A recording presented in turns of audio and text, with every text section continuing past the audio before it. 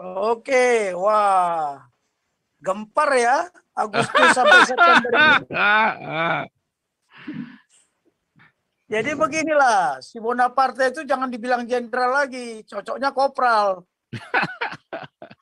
Sama-sama ral di belakangnya. Ya aneh kan ada polisi agama. Iya. Oh ada Siapa toh yang Pak nggak Jenderal, kan curiga? ada yang Polri Cinta Sunah itu loh. Nanti justru ini saya mau bicara nanti habis laporan-laporan ini saya mau kasih tahu nih. Ini isunya kan begitu mengerikan Polri Cinta Sunah ini.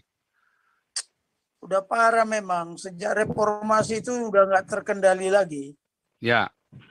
Udah nggak terkendali lagi. Jadi who control sekarang? Who control the country? Siapa yang kontrol negara kita ini sekarang? Nggak jelas.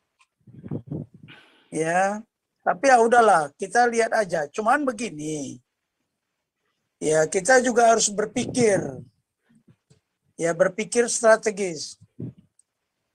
Bagaimana kita menjadi pemenang di dalam situasi yang seperti ini? Jangan bertambah korban lagi nanti. How to be the winner, not the victim. Nah ini yang menjadi persoalan.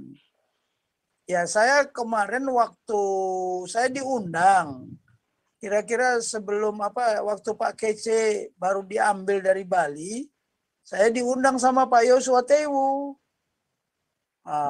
sama Pak Ikim untuk membicarakan bagaimana strateginya. Tapi memang itulah tidak menganalisa tugas sih. Jadi saya bilang kalau tugas kita mau mengamankan Kece, itu harus dianalisa tugasnya. Tugasnya apa? The worst case, saya sudah bilang, kemungkinan terjelek itu apa yang akan dihadapi sama Muhammad Kece. Apalagi pengacara-pengacara itu kan mereka itu ingin memang ingin berpartisipasi, semuanya ingin berpartisipasi. Saya bilang, saya setuju, tapi bagaimana caranya Anda? Satu sebagai pembela si Muhammad Kece, satu lagi penuntut Yahya Waloni sama si Ustaz Somad itu dulu dah pentolannya. Jadi berbarengan, dibagi dua. Nah, cuman satu lagi, sudah jelas ya seharusnya kita menganalisa apakah Muhammad Kece ini aman? Ya, apakah jiwanya tidak terancam? Mengapa dia dibawa dari Bali ke Jakarta? Kenapa tidak di Bali saja? Ya kan yang begini-begini kan harusnya menjadi pertanyaan. Sehingga yaitu tadi, kalau si Kopral Bonaparte itu berbuat seperti itu, memang ini sudah skenario besar. Bukan skenario kecil lagi, ini sudah konspirasi yang dipersiapkan jauh-jauh sebelumnya. Ya, kalau kita mau lihat, indikasinya jelas kok. Indikasinya jelas. Jadi kalau orang intelijen, ya doktrin yang diajarkan, kita harus melihat kegiatan-kegiatan yang telah berlalu, kegiatan-kegiatan yang sedang berlangsung, dan kegiatan kita bisa meramalkan kegiatan yang akan terjadi di masa depan gitu, atau di masa mendatang. Seharusnya ada analisa seperti itu gitu loh. Tapi itu tadilah, harusnya pengacara itu sudah memungkinkan ya, lawyer itu, apakah Muhammad Kece ini aman? Ya kan, di Jakarta. Jadi faktor keamanan itu, faktor keselamatan itu harus dianalisa. Ya, saya kalau mau menjelek-jelekkan mereka lebih sadis dari Pak Paujang saya. Tetapi saya tahu paradigma. Saya harus tahu paradigma. Saya tidak punya kekuatan di Jakarta ini atau di Indonesia ini. Tapi kalau saya keluar, waduh, dari Pak Paul saya lebih kejam. Kalau saya mau bongkar semua masalah ini kan. Tetapi kan masalahnya kita harus melihat. Makanya paradigma itu penting. Cara memahami kita hidup, di mana kita hidup gitu loh. Kalau Pak Paujang kan sudah saya katakan, Pak Paujang sudah punya kekuatan, kebebasan bermanuver, punya kebebasan bertindak, punya kebebasan bermanuver. Tapi kalau Pak Muhammad Kece, dia nggak punya kebebasan di sini. Apapun kita yang minoritas, ya terutama anak-anak Tuhan, itu kita tidak punya kebebasan bermanuver. Jangankan bermanuver, berbicara aja nggak punya kebebasan, karena kita center of gravity-nya sudah dikuasai oleh mereka. Mereka bebas di mana-mana, di mana saja, kapan saja, ya, apa yang mau disampaikan, baik itu ucapan, baik itu baik itu ucapan maupun tindakan, mereka punya kebebasan karena mereka punya center of gravity. Nah, yang paling sulit, ya, kalau di dalam strategi itu mencari pusat kekuatannya itu ada di mana. Nah, kalau mereka ini, ya sudah saya katakan kan, kalau dia sudah terintimidasi atau terindoktrinasi ideologi, ya, ideologi indoktriner, ya, mereka itu udah susah. Ya, kita mencari yang paling susah, mencari pusat kekuatan para teroris. Ya sudah jelas lah, polisi yang apa ini, dia sudah teror, sudah menteror. Apa bedanya dia seperti si Kain? Ya kan? Apa bedanya seperti si Kain? Kenapa nggak sekalian aja dibunuh? Kan gitu. Tetapi beginilah, saya juga lagi mikir, ya, apa pertimbangan kita ke depan sebagai anak Tuhan? Ya kan, sebagai anak Tuhan, kita boleh sekarang, wah, kalau saya mah sudah sampai ke ubun-ubun sebenarnya panasnya saya. Coba kalau di Batak ini, mungkin si Kopral ini sudah selesai itu dikubur hidup-hidup. Ya kan? Ya cuman karena di Jakarta, pusat kekuatan mereka itu di Jakarta sekarang ini. Center of gravity-nya mereka berada di Jakarta. Kalau kejadian ini katakan di Kupang atau di Papua, mungkin akan lain, gitu loh. Cuman kemarin Muhammad Kece tidak mengajukan keberatan. Saya kalau boleh jangan dibawa ke Jakarta. Nah, karena kan kita kan sudah tahu center of gravity-nya mereka ada di Jakarta.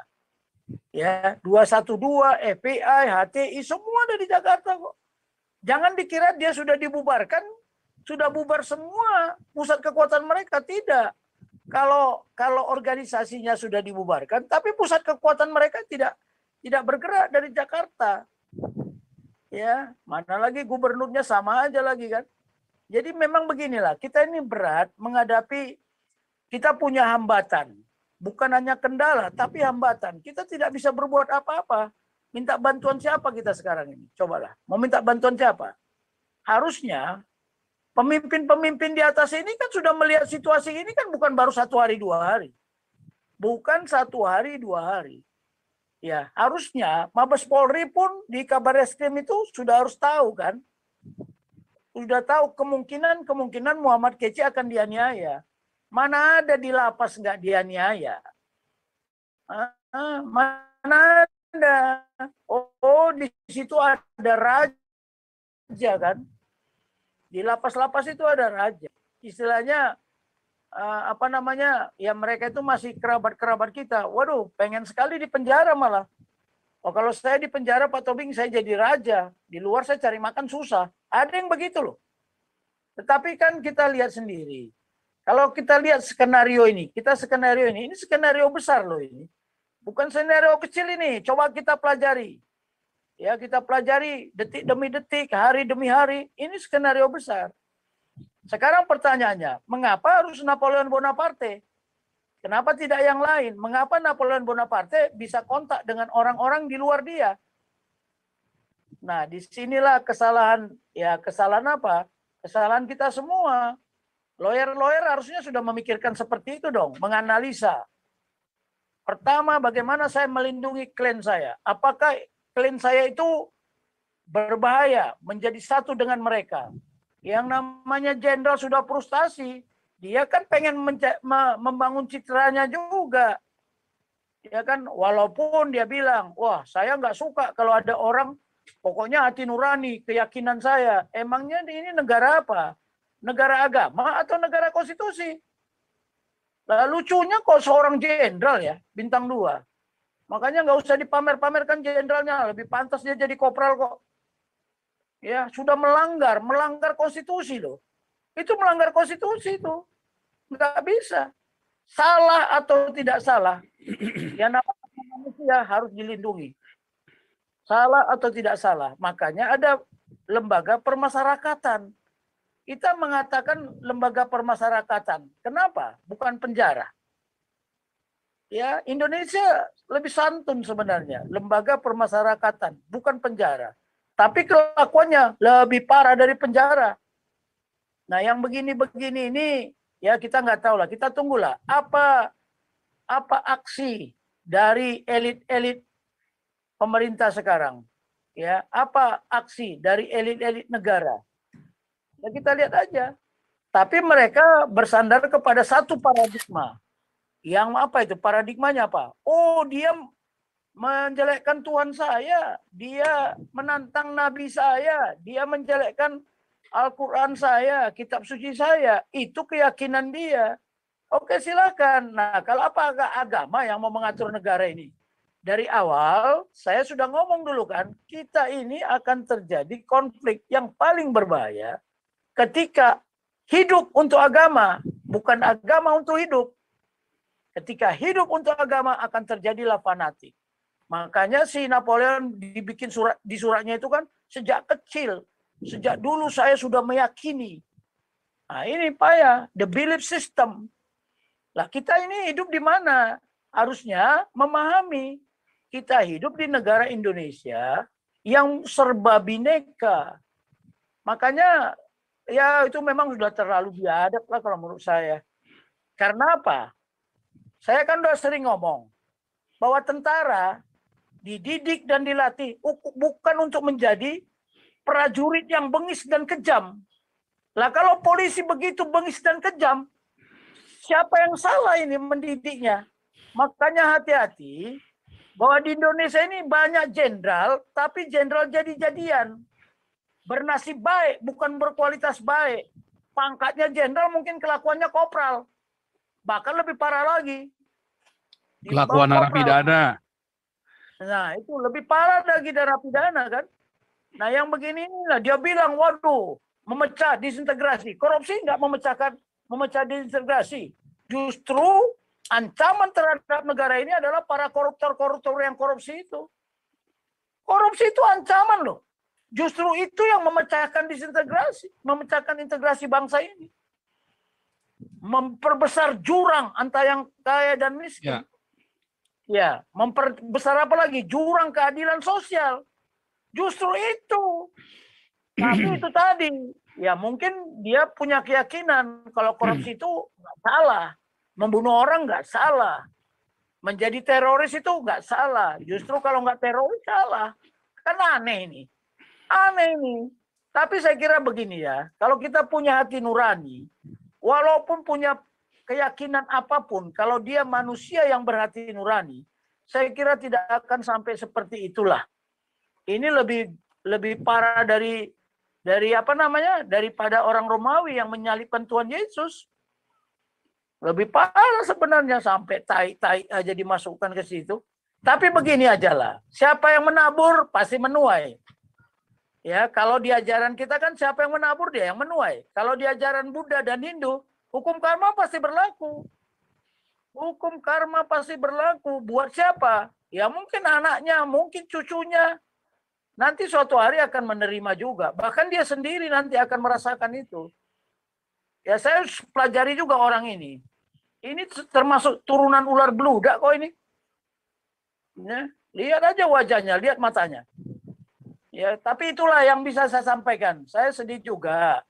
Dulu udah saya sarankan sama Pak Kece. Hati-hati Pak Kece. Ya, kekuatan Anda tidak sama dengan Pak Pauljang. Pak Pauljang punya kekuatan. Dia bebas mau bertindak, mau bermanuver. Tapi begini aja lah. Ya, Bible juga yang mengatakan, segala sesuatu yang menimpa Pak Kece, ya, segala sesuatu yang menimpa Pak Kece, bahwa itu adalah buntutnya apa? Ujung-ujungnya apa? Untuk memuliakan Tuhan. Itu aja yang perlu kita pikirkan. Betul. Untuk memuliakan Tuhan. Lihat aja, suatu hari nama Tuhan itu akan dipermuliakan. Tetapi melalui dia yang menjadi korban.